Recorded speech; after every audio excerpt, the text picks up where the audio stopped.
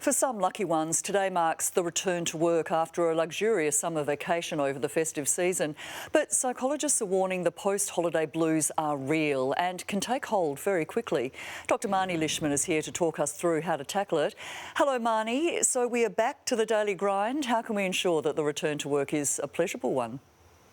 Yeah, well, for those people who were lucky enough to have some time off, some people are feeling quite rejuvenated and relaxed. But I think a lot of people, particularly after the adrenaline rush of the end of last year, they've come back in a bit of a slump. So I think some of those depressive type symptoms are sneaking up on people at the thought of going back to work. And yeah, it's very much the post-holiday blues, or also known as the post-vacation syndrome. So I would say to people, yeah, take it easy because it's very short-lived. Can you explain those symptoms a little bit further for us? I mean, what are the symptoms of these post-holiday blues? Well, it's almost like a dread about going back to that daily grind. There's a lack of energy, depressive type symptoms like feeling very irritable, very agitated, and very uncertain. And I think it's probably exacerbated as well, just because of everything that's going on with the pandemic. People don't really know what's going to happen this year, so I think there's more anxiety this year in the post-holiday blues. So should we be trying to sustain that holiday feeling then? And if so, how?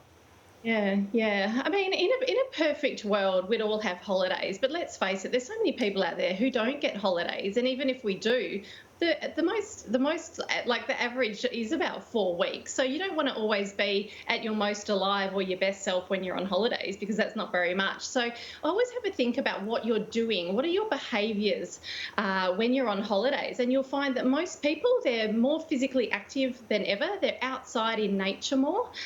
They're trying different new things and exploring. They're trying new experiences, and they're connecting more with the people that they love. So there's a lot of healthy things we do on holidays that we can actually do on a daily basis.